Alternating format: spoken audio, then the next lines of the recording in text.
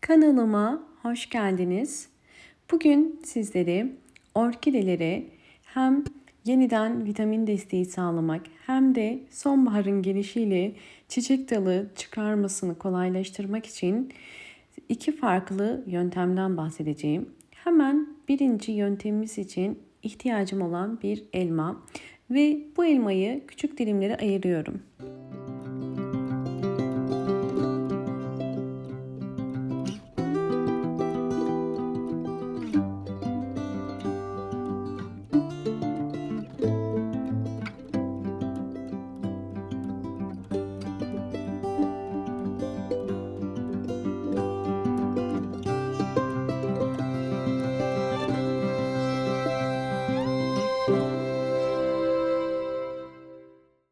Dilimlediğim elmaları kavanoza koydum.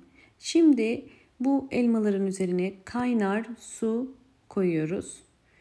Ve daha sonra kapağını hafifçe kapatarak bu elmalı suyu 2 gece bekleteceğim.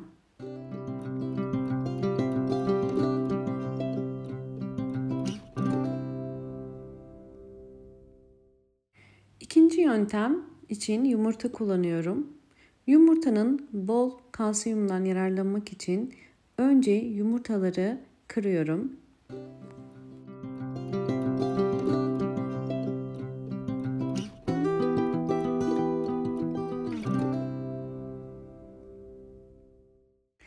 Evet, yumurta kabuklarının içerisinde jel kalmaması gerekiyor. Bu yüzden iyice yıkadım. Bakın içleri artık tertemiz, yapışkan bir jel yok. Bu jelin kalmaması gerekiyor. Şimdi yıkadığım yumurta kabuklarını temiz bir cam şişenin içerisine koyuyorum.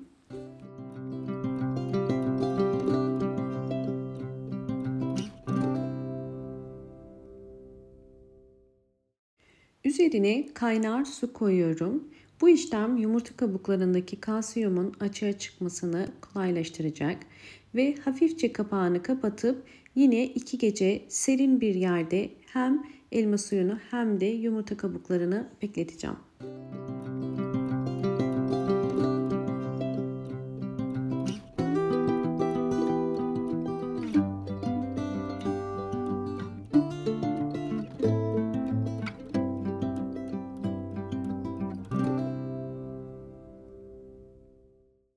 İki gece beklettiğim elma suyu ve yumurta kabukları artık hazır. Şimdi orkideler için nasıl bir gübre hazırlayacağımı sizlere göstereceğim. İlk olarak elma suyunu süzüyorum. Daha sonra üzerine yumurta kabuklarını süzeceğim. Elma suyundaki antioksidanlar ve vitaminler ile yumurta kabuğu içerisindeki vitaminler birleşerek orkidelerin hızlı bir şekilde çiçek açmasını kolaylaştıracak. Üzerine alabildiği kadar su koyuyorum. Yani toplamda 500 litre gübre ve 500 litre normal su koydum. Şimdi bunu iki farklı metot ile sizlere göstereceğim. Birinci metot için bir sprey kutusuna ihtiyacım var ve içerisine biraz koyuyorum. Ve ilk metodumu sizlere gösteriyorum.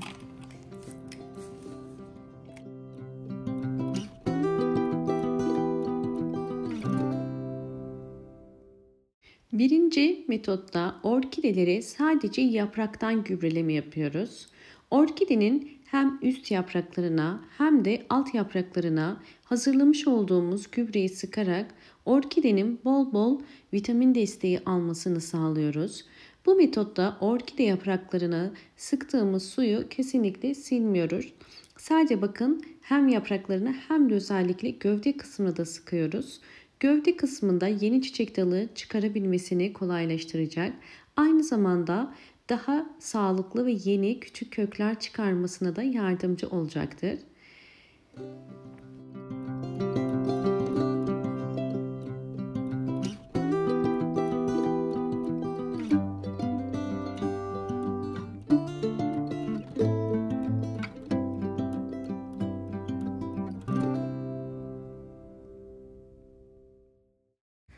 Yapraktan gübreleme işleminden sonra mutlaka orkidenizi en az 1 saat bol ışık ve hava alan bir yerde bekletmeniz gerekiyor. Böylelikle yaprak aralarına biriken su kolaylıkla kuruyacaktır. Kesinlikle evde bu şekilde bırakmıyoruz. İster balkonunuzda direkt güneş almayan bir yere, isterseniz de direkt pencere kenarına koyabilirsiniz. Evet, sizlere özellikle yapraktan gübreleme sonuçlarını da göstermek istiyorum.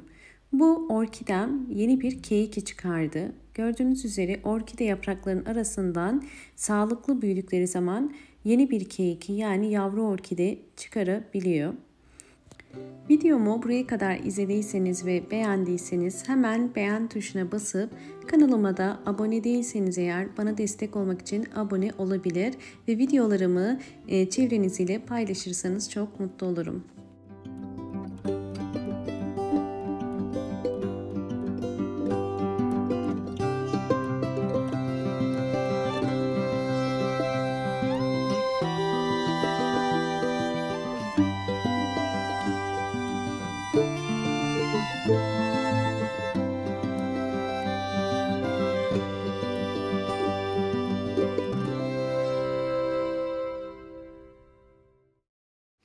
İkinci yöntem, direkt orkide toprağına hazırladığımız doğal gübreyi vereceğiz. Bu yöntemde her bir saksı için 5 yemek kaşığı kadar gübre veriyoruz. Daha fazla vermenize gerek yok. Ve bunun en sık aralığı 20 günde bir. 20 günde bir bu hazırlamış olduğumuz sıvı bitki besinleri orkidelerinize verebilirsiniz. Tabii ki isterseniz sadece orkidelere değil, evdeki büyüttüğünüz diğer çiçeklerinize de bu karışımdan verebilirsiniz. Sizlere sonuçları da göstereceğim.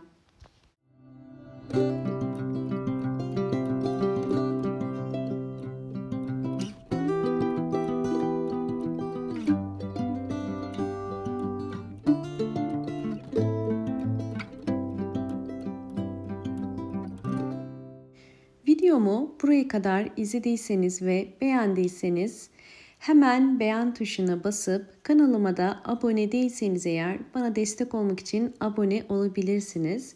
Sizlere orkidelerime vermiş olduğum gübreler sonucundaki önceki ve sonraki hallerini gösteriyorum. Gördüğünüz üzere bol bol yeni çiçekler açıyorlar. Özellikle sonbahar ayında orkidelere düzenli gübre vermek çok önemli. Bu mevsimde orkideler bol bol yeni çiçek dalı çıkarır ve özellikle orkidelerinizin canlı yapraklara ve sağlıklı köklere sahip olmasına da yardımcı olur.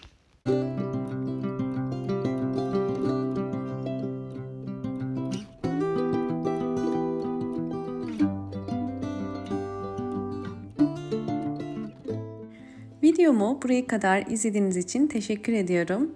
Hoşça kalın, sağlıklı kalın.